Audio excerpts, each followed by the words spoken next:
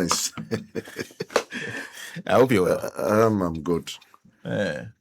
Great. Well, the budget was, in fact, the day of the budget. That was when you were here. Yes. Yeah, that's Thursday in the morning. You were here. We talked about what had happened in 2025 so far, and then what you look forward to in terms of the budget. Was it what you anticipated after listening to the budget? Well, largely, yes. Largely what you expected. Yeah. I had wanted more, but you wanted more. yeah. Okay. Okay. I want to start from what you think, what you expected to be there that wasn't there. Well, I felt that this finance minister, having been in the ministry before, Okay. and then also a government that is resetting, Okay. the base and the structure of this economy, if I understand it to be so. Okay. Then I had expected that we would have done a lot more Okay. in terms of reviews Okay. on how and where we got to Okay. in relation to the economy. Okay. And this government has the greatest opportunity and goodwill to actually change a lot in our economic environment. Okay. And I don't think that there would ever be a good time to do that. Okay. And therefore, yes, I expected more. I expected more in terms of the ports. I expected more in terms of manufacturing. I expected more in terms of closing the gaps in terms of trade disparities and competitions and all that. I expected more on that. Ghana could easily become the production hub of the West African region, if not the entire Africa. And therefore I had expected more, so that anytime we put ourselves against our competitors in terms of the arbitrage, we would have won. Okay. I think that we are trying to be cautious as well. Okay. We do not have a lot of room to operate. Okay. And well, that is why I said I expected more. Exports bringing meaning to AFTA. Well, I didn't see much flesh on the 24-hour program. Okay. Yeah, but on the large scale, it's good. Okay. Okay. But I want to go back to the matter of the ports. Yeah. What did you expect when it comes to the matter of it? Well, I think the port is by far the greatest weapon against manufacturers in this country. Okay. The ports. Yes, the ports. How? Well, for instance, you have people growing rice in Ghana. Okay. Yet you find all sorts of rice in this country that do not even have an FDA approval. Okay. But they are on the market. They are being sold. And the FDA cannot say they are not aware. The standard authority cannot say they are not aware. Okay. They are. But they are doing nothing about it. Okay. Why? Let's talk of flour. Mm. There are a lot of Turkish flour on the market. That those who manufacture flour cannot compete with them. Okay. Today, the Turkish flour and other flour coming from Ivory Coast and all that has taken over 30% of the market. Over 30% of the market? Yes. And check, they are not paying taxes. Not paying? Yes. How? You don't know who brought it in. So they don't issue any VAT invoice. They don't do anything. But you manufacturing in Ghana, paying taxes in Ghana, having to suffer all the compliances with regulations and with the Standard Authority and Food and Drug Boards, then you are left to compete unfairly with these guys. Okay. And it's not as if we don't know them. We know them. We know their name. So why don't we go for them? But how can you import something into this country and the authorities will not know? That is a question we need to ask the ports. That there are Because products they that know. are brought into this country, evacuated from the ports, put on the market, and nobody can trace. Sena, you do remember that we sometime, was it last 2 years or, yeah, I think so, on this very show, I had said that the port needs to go onto this e-invoicing issue. Yeah. So that for every import that hits this country, we know who brought it.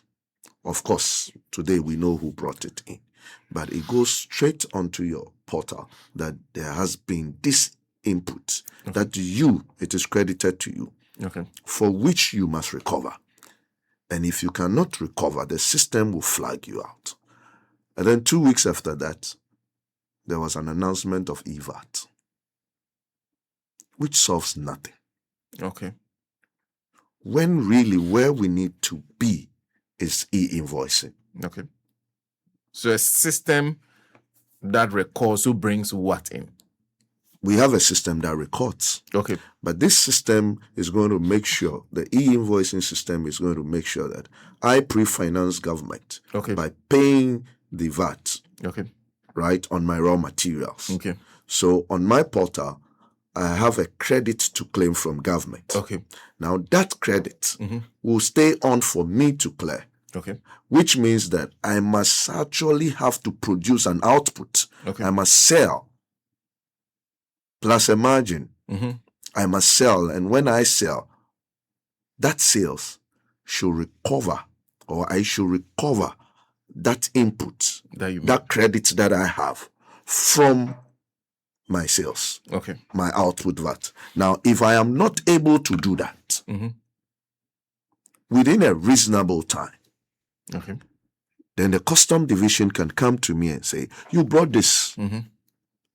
You brought a whole vessel of flour to this country. You can't consume it alone. With your wife and children, you can't definitely sold it.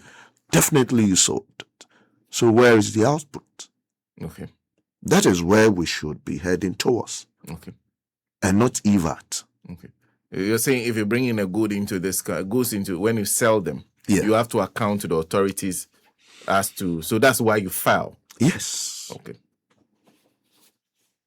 You know, but again, it's not like we don't know. The issue is that there is too much connivance. Okay. Connivance? Oh, yes. Between who? Between the port authorities and the importers. So somebody brings in, let's say, flour into this country.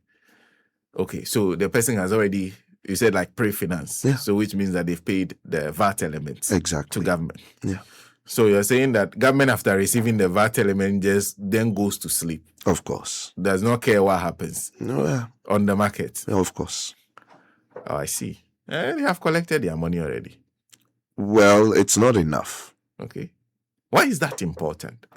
It is so important to correct the imbalances in terms of competition. Okay.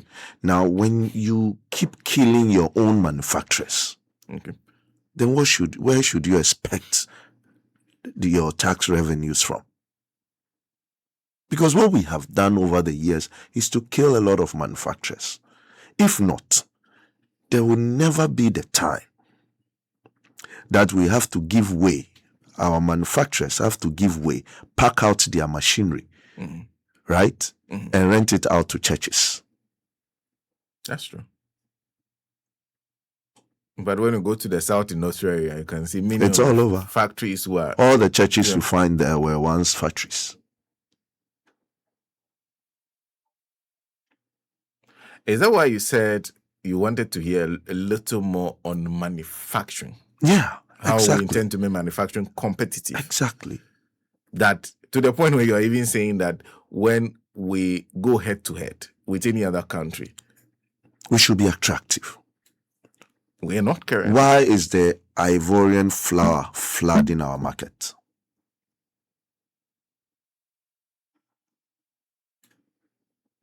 Because they are cheaper. But can we guarantee the quality? What is making it expensive? Partly, it has been addressed, but that is not the entirety of it. Okay. Even our port charges, competitively, Are still high? Are still high.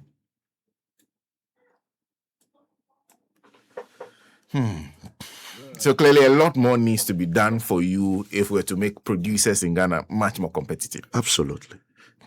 So that's one aspect that you feel the budget should have been a bit more audacious on. Of course.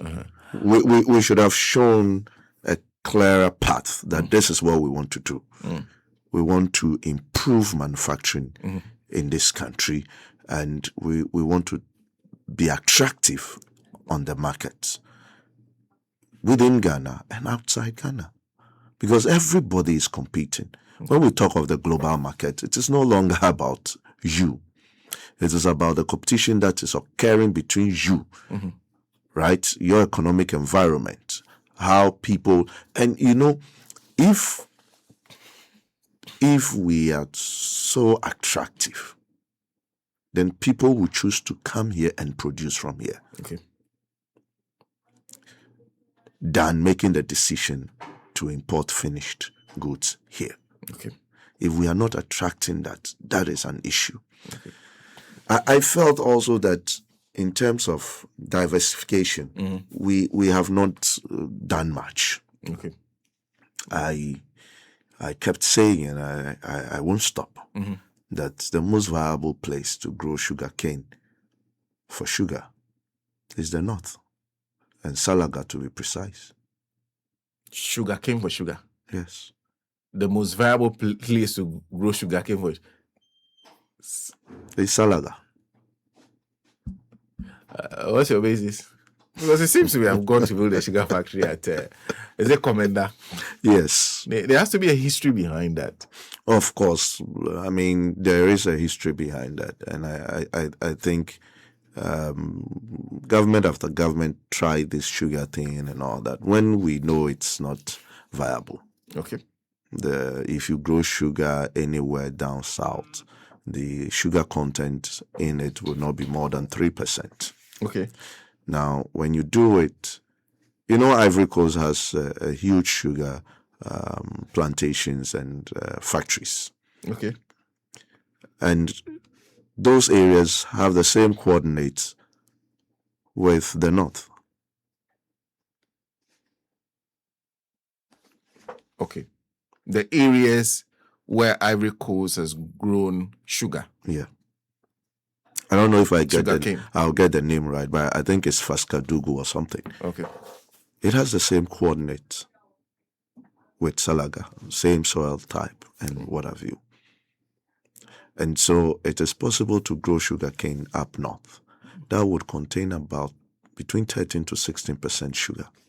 13 to 16% sugar? Yeah, in the sugarcane. Which is way higher. Which is way higher and making it more viable. So why are we not going after that? And I know people know.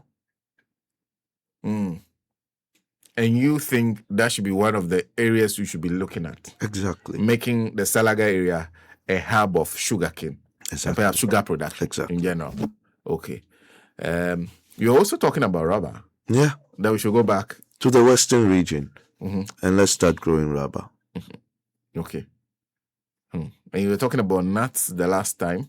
Yes, the nut industry, the cotton industry, Okay. the nuts in terms of the palm fruits, we should go back to it, and we should actually industrialize that aspect of the economy. We have the potential. Colonial, post-colonial, we have that potential, and we can do much more. That alone can employ a lot of people. Look, we have the example of the Malaysians. One of the most very strong lobbyists group is those who grow palm in Malaysia, Okay. who have formed a group called the Malaysian Palm Oil Council. Okay. Their presence even in the US is huge. Okay. They are everywhere on this planet, and they can decide anything. Yet they borrowed it from us. We took our palm there, or someone took our palm there only for decorations. Purely for decorations. And this is what they have, this is the use they have made with that. And so we have no excuse. We need to go back to and that the minister announced in the budget. Of course. But I think that if you look at the Ministry of Agric, the budgetary read, the allocations made to it, I think we have just put out the idea. Okay. But the backing is not there. The allocations do not match what was contained in the budget. Yes, it's not enough to actually take on this project and do it well. So you want to see if we're serious about a lot more money should go to that? Not just the money, but the direction should be clear. You want the private sector to join. You want it should be elaborate. Probably the Ministry of Agric will come up with that and explain exactly what they want to do. I see. And then this is a budget also that zero rated the textile industry. Okay, so you zero rated it, but you're asking them to go and import. When the North, the potential to grow cotton has been killed by us. We intentionally killed it. So the zero rating, great idea. Great idea, but great support to the industry. But you're asking them to import. So we need to go back to building a viable cotton industry. Yeah, which is there already. The factories are all up there already in the North. Because I heard the minister talk about 3 garment factories, and it looks like most of them are sited up there. Yeah. So great ideas, but you are talking about the need to build a whole industry from the ground, growing the raw materials and use the raw materials to produce. Absolutely. Can we be able to produce enough raw materials to feed the factories? We can. Oh, yes, we can. We can. We have that capacity. So we can. There is no excuse that, maybe we cannot grow, we don't have the know-how. We do. And again, I will say, this is the greatest opportunity we have to diversify this economy. The greatest opportunity? Yeah. When you say the greatest opportunity we have, because it seems our cycle in terms of thinking on a matter of economic policy depends on who is in power at any point in time. So we have a president who will be in power so he's already done virtually 1 year off. So for the next 3 years, he will be in power. When you say the greatest opportunity, are you saying that within the next 3 years, or you think that we should have a plan in place that goes beyond 3 years, and will that be viable? Well, I think that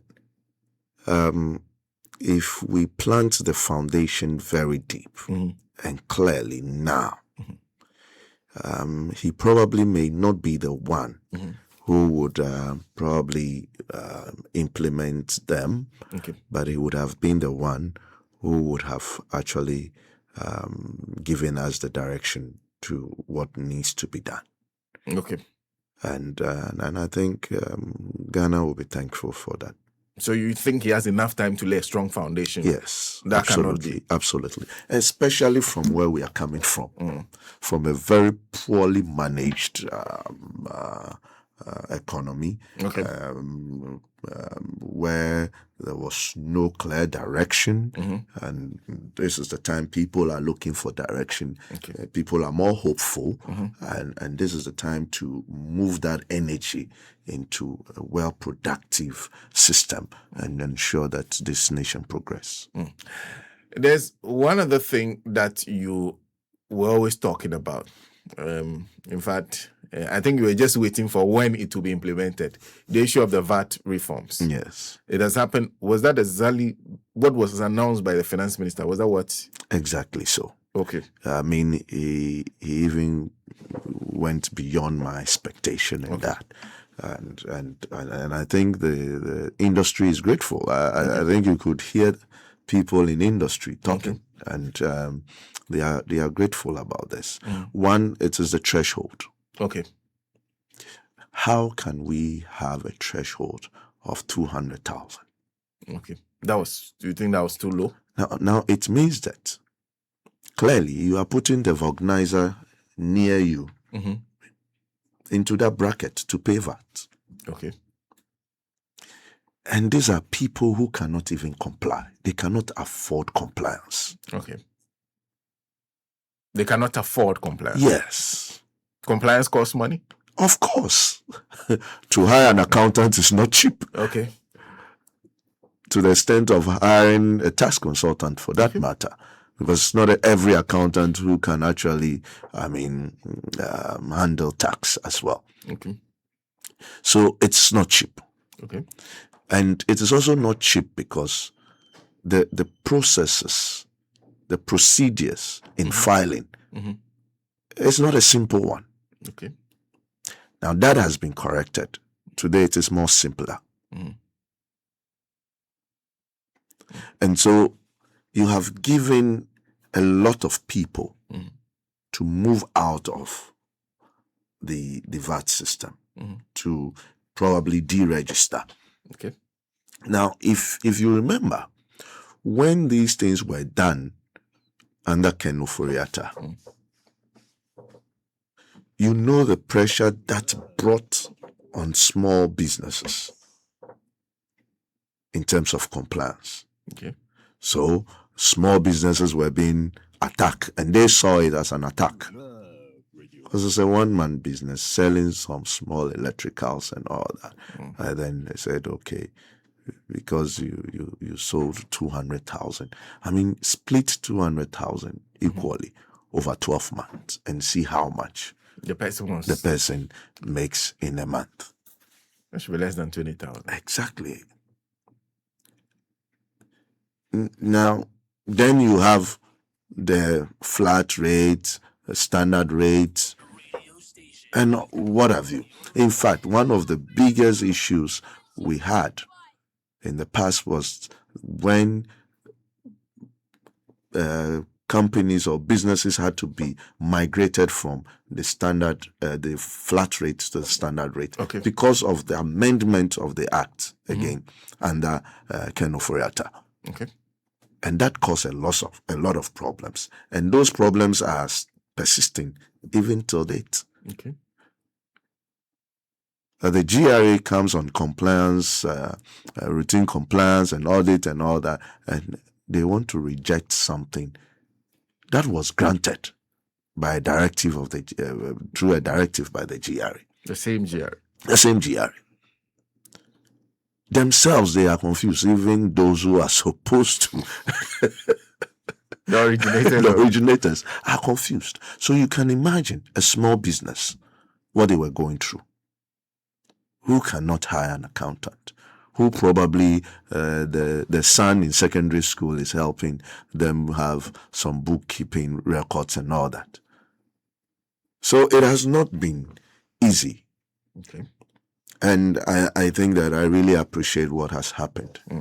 But we need not to stop there. We need to go further. In terms of trade and exports, basically, a lot of the our brothers who we share borders with. Mm-hmm.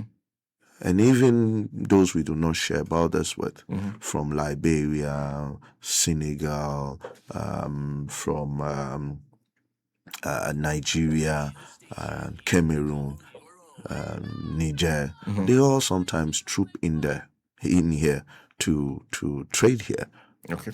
to buy stuff and all that. They deal with our manufacturers. They come to most of these companies and buy. Okay.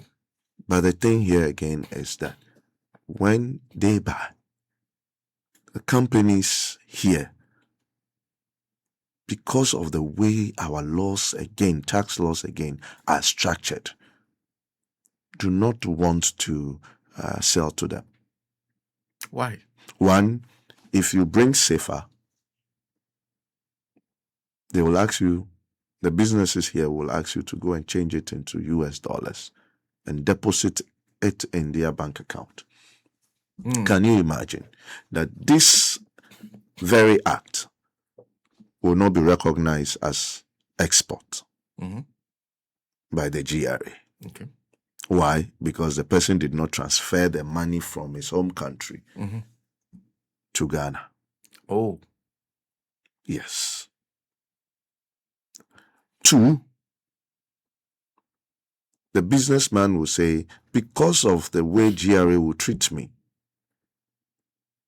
pay VAT, making us unattractive. And that would not have been the case if it was treated as an export. Okay. Because when it is export, it is exempt. Okay. VAT is exempt. And even if that is what we want to do, at the port, when the person gets to the port and wants to take these goods across the border, what we should do is to refund that VAT they have paid back to them. Okay. Now, because of some of these gaps we have, people rather choose to divert the goods through unapproved routes and not go through the system itself to take the goods out. I just don't want to use the word smuggle. I see. So because of the way the system is because of the way the system is run. But why can't I buy goods with safer? Because the law says so. Does not recognize? No. The law, all they want is dollars. Dollars. Yet we have the iPass. And so I felt that the iPass should have been promoted so well for them. Okay. So that some of these payments can go through the iPass. But when you look and listen to most of these traders from our neighboring countries, they are basically not aware of it. Okay. Not aware of the iPass. No.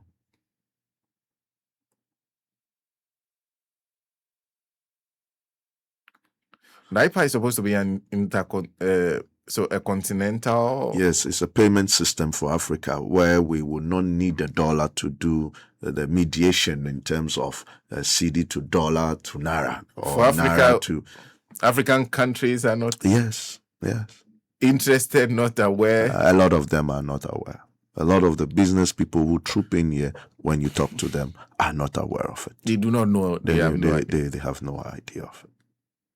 I see. If we cannot win the trade side within the sub-region, I wonder when we are done with all these industries and they are growing, I wonder whether our intention is first and foremost to export to the UK or the US, where we have a lot of challenges to export in there.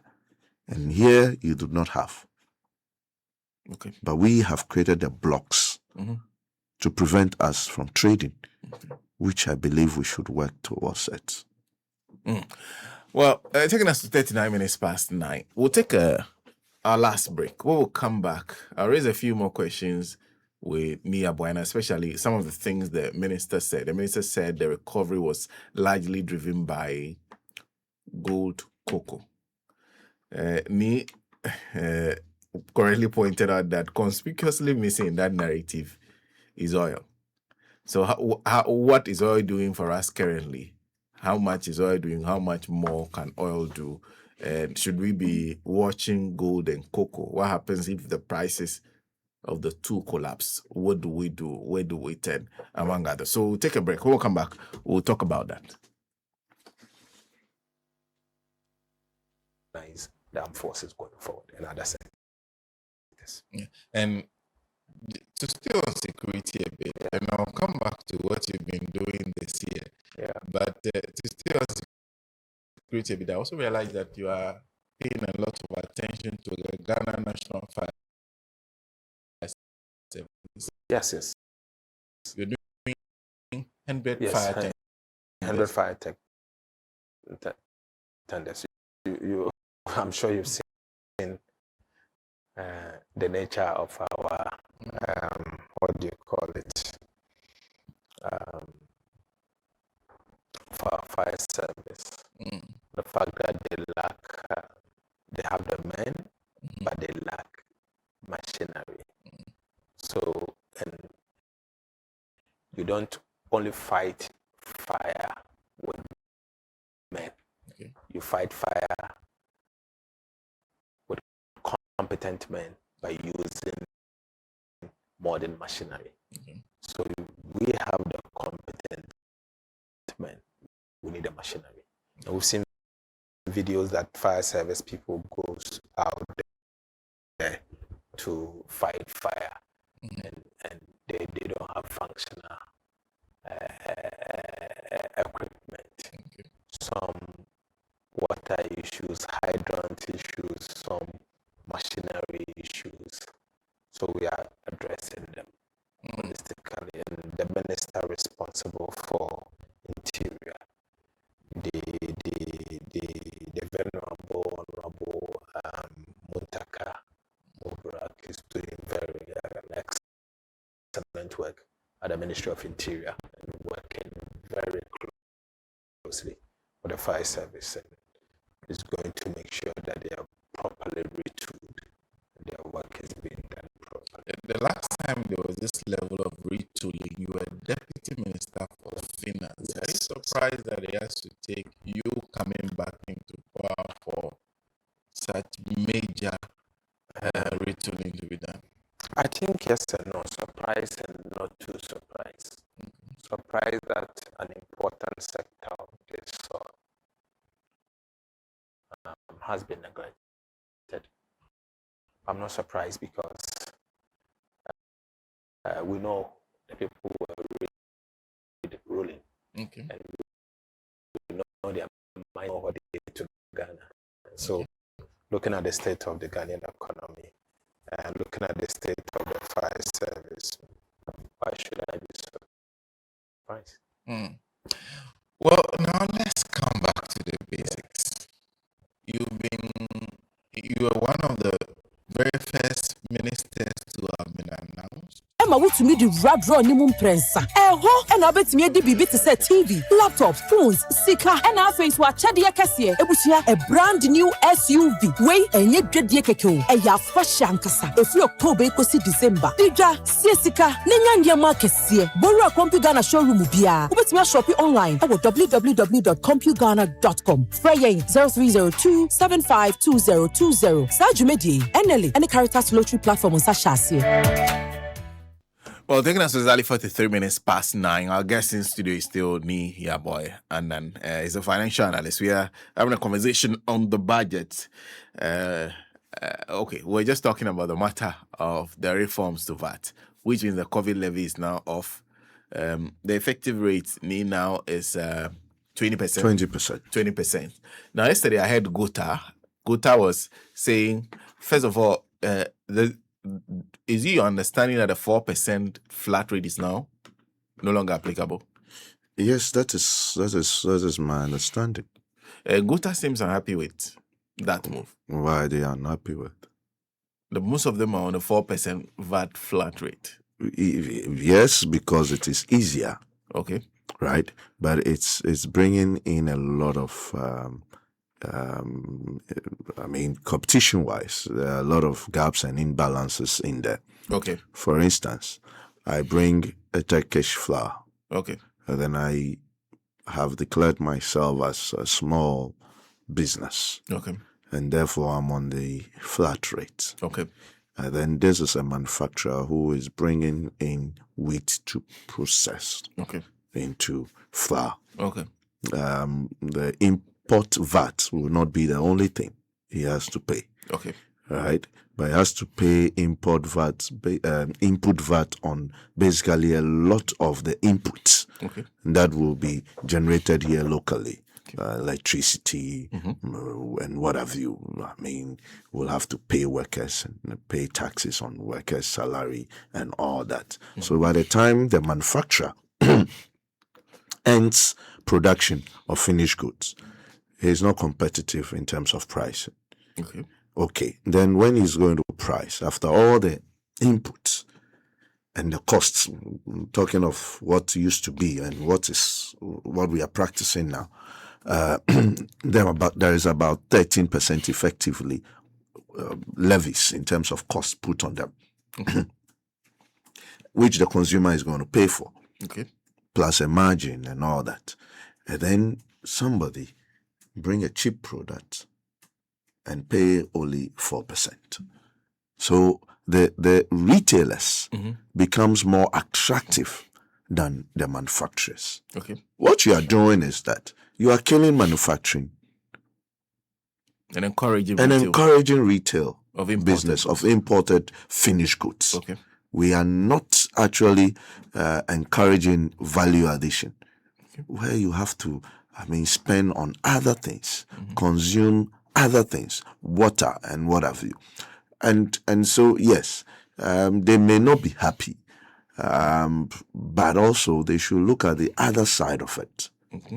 That if it is being produced here, this is the opportunity Okay. for you.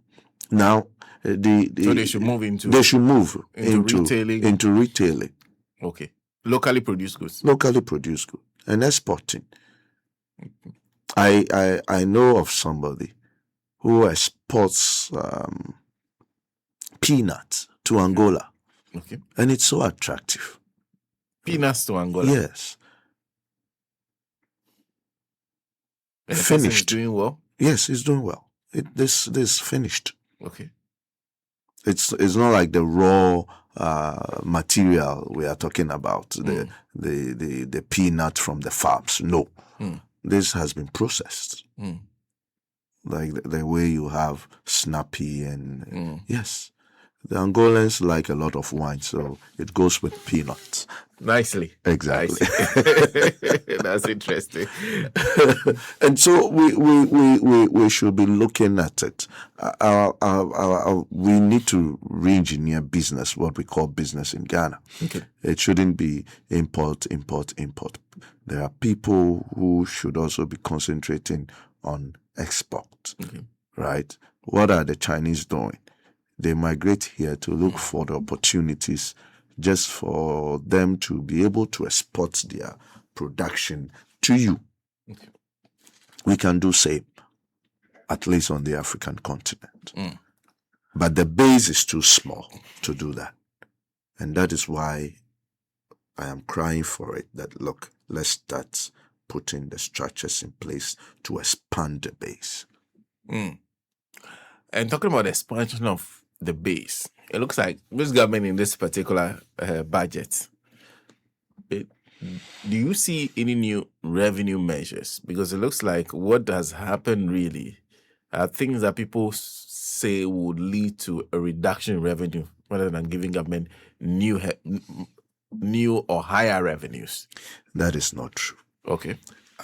Look, lower tax rates always encourages compliance. Okay. Always. Simplified tax systems always encourages compliance. Always. Anywhere. Now, if you check around the West African region, we, in terms of indirect tax, we are the most expensive. Ghana. Yes. We are the most expensive. When it comes to matters of indirect tax. Yes. Almost 22%, 21.9%. Okay. Right. And therefore, how do you compete? One.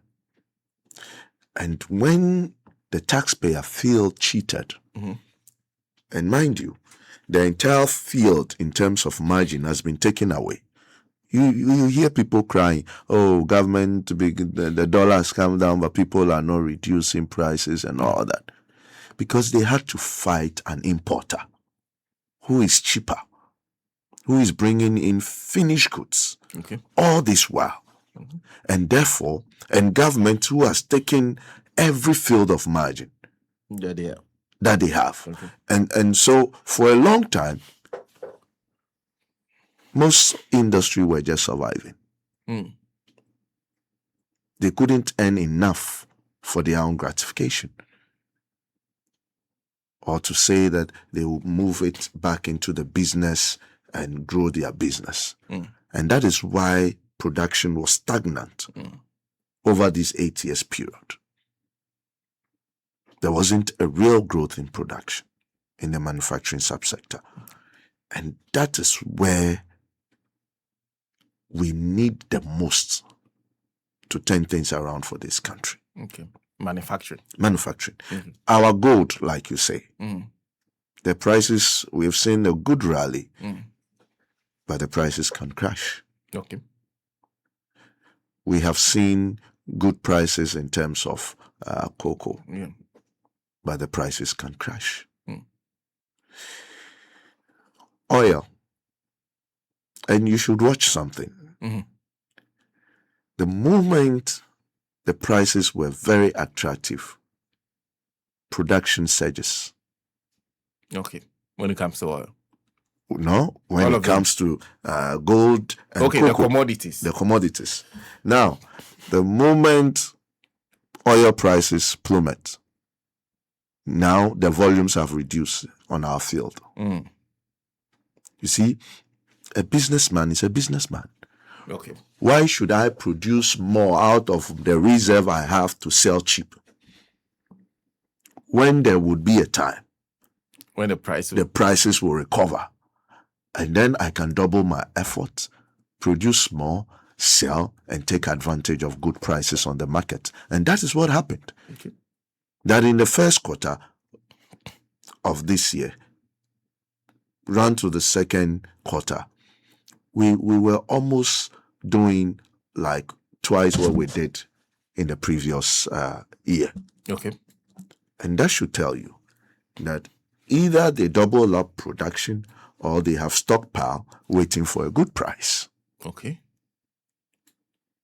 In terms of cocoa, when the good price is in, people even smuggle from Ivory Coast to Ghana. When the prices are good in Ghana? Yes. And we have seen some increases in terms of the producer price and all that. And so the volumes started moving up. People are encouraged to produce more, not to smuggle and what have you. Because the prices are good. Exactly. But it's too narrow. Gold, cocoa, oil. No alternative. Because our manufacturing subsector, can anybody point to us how much in terms of foreign currencies do they bring in? You see, when we go ahead and say BOG is not supposed to be interested in the physical, but when we go ahead and say, oh, we have raked in a lot of foreign exchanges, the main contributors are gold and cocoa and probably oil. It's not any other product that we sell as a finished product, something that we produce that is needed out there. And that is where, for me, the palm oil comes in. That if you can take only the African market that demands every year 4 million tons, then you are good to go. That is another oil for you. I see. So, okay. So there's an attempt to do a balancing act. Yeah. But it looks like with the issue with palm oil, we won't see the results for the next 1 year, 2 years. How long will it take for us to start seeing if we invest the monies or we do the right things? If we do the right things within 5 years, we should see. You should start seeing the we should results. see a good results. Okay. Then there's the matter of, because I realized there was some agreement when on Alaji Lapia Dankwa said what he sees is still consolidation. Of course, we've done nothing special. But if you read this budget and you read 2017 budget, you realize that sometimes even the languages are the same. Okay. You know, it's like anytime we have IMF on our back, we understand what discipline means. Okay. And fiscal consolidation has always been the way to go. Okay. Now, if you look at the 2025 budget,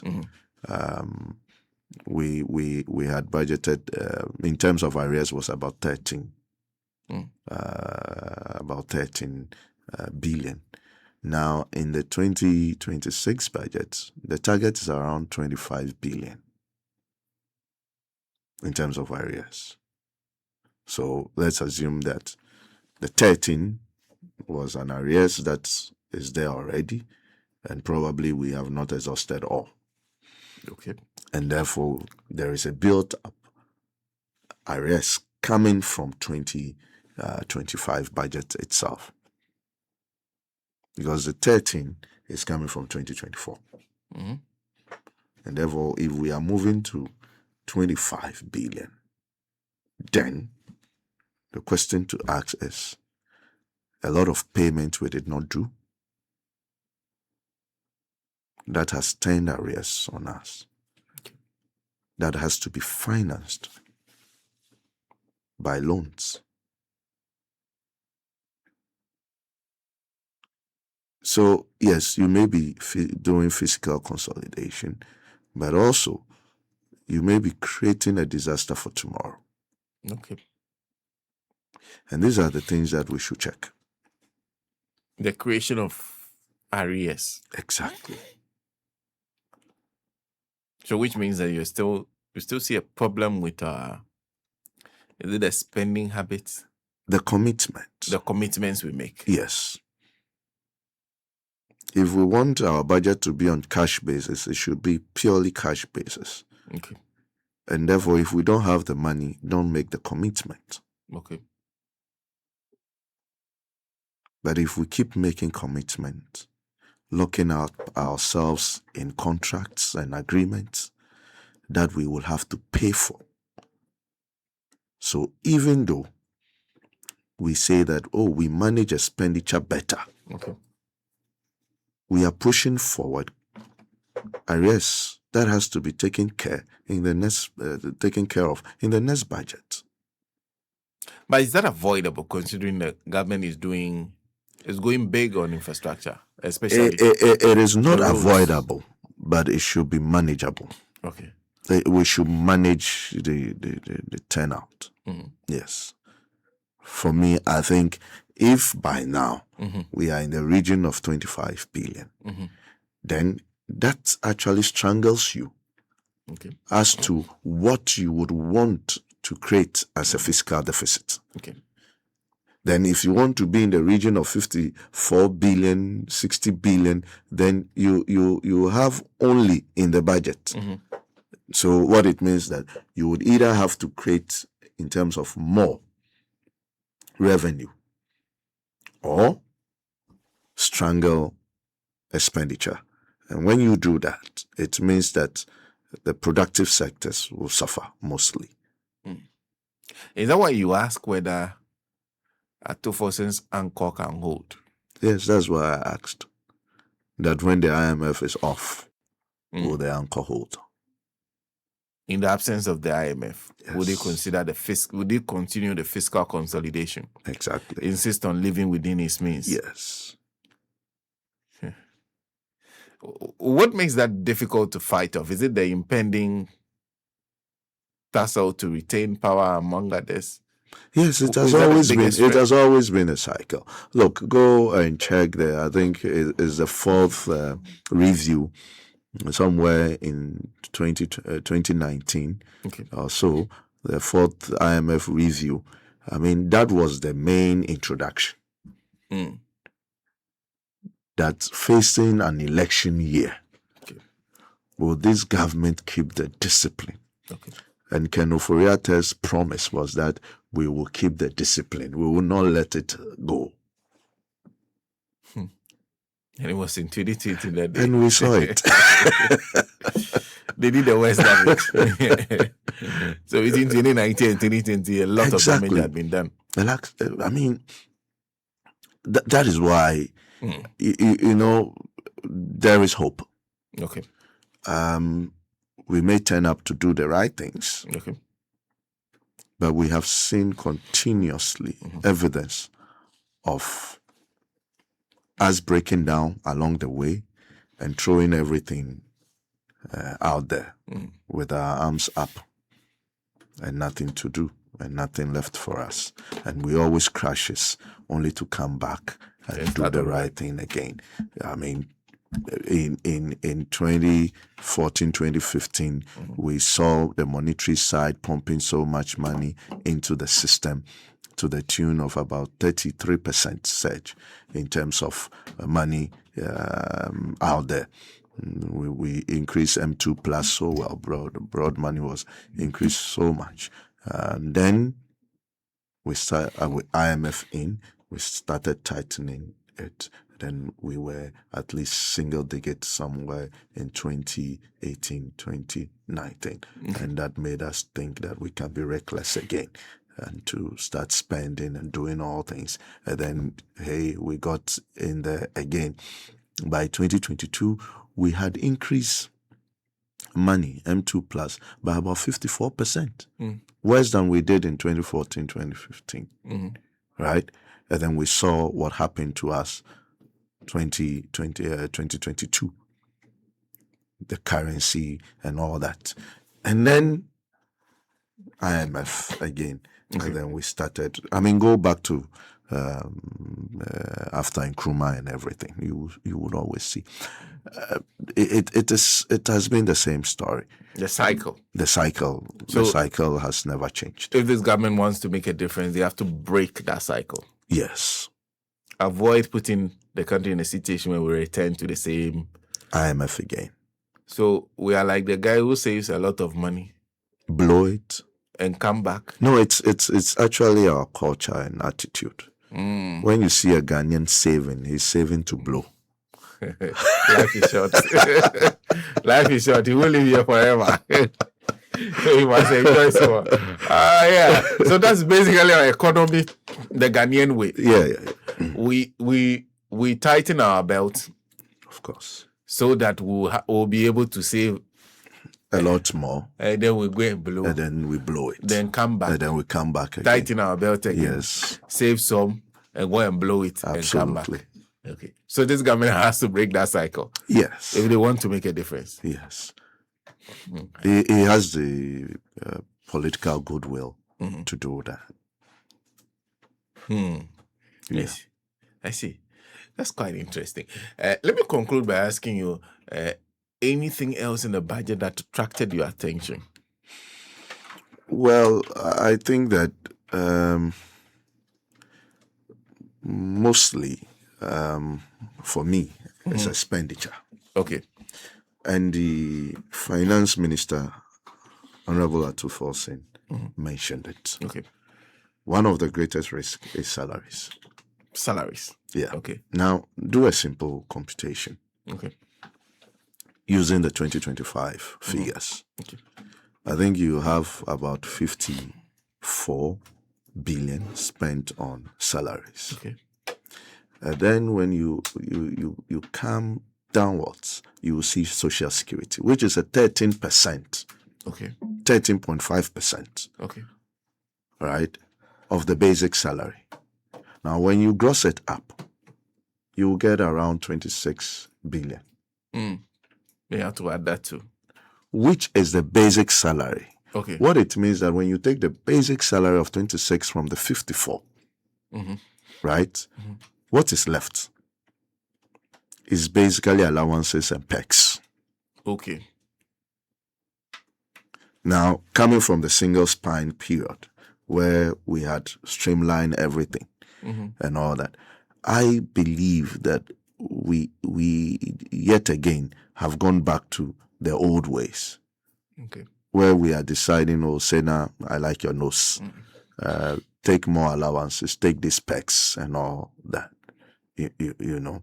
And so the gap is too wide from what you pay as basic and what you end up as your wage bill in total. The gap is too wide. It cannot be more than 50%. More than 50%. Yes. It means that the allowances and other perks being enjoyed by government workers are more than even their basics. And this is what brings disparities. And then we will come back, spend a lot of money correcting it again. I think that's one thing a lot of people have actually not looked at. And so I understand when he says there is a huge risk in there. But then that risk was not well explained to us to understand. Okay. And I think we should be doing a lot more. We cannot be targeting 200 tax revenue of around 100 and something billion and be spending over 54 billion on salaries alone. So we must correct some of these things. If we are overstaffed, we are overstaffed.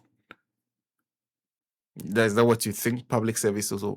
Well, I have always maintained that I do not really see what they are doing in public service for us to pay so much in terms of our tax revenue to them. They are not generating much. If I look at the fees and charges, it's I think 4 or 5 million or so.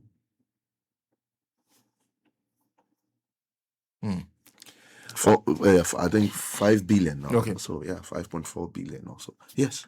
Which is way below. Which is way below what you expect in what terms I'm of output. expecting in terms of output. Nii Yarboi Annan is a financial analyst. Some days he goes by Don. Not today. Today is not one of those days. We'll see you tomorrow with another edition of the Gold Morning Conversation. Do make a date with us. And thank you, Nii. Thank you, Nii. Thank you very much. Coming up next, DJ Kofi.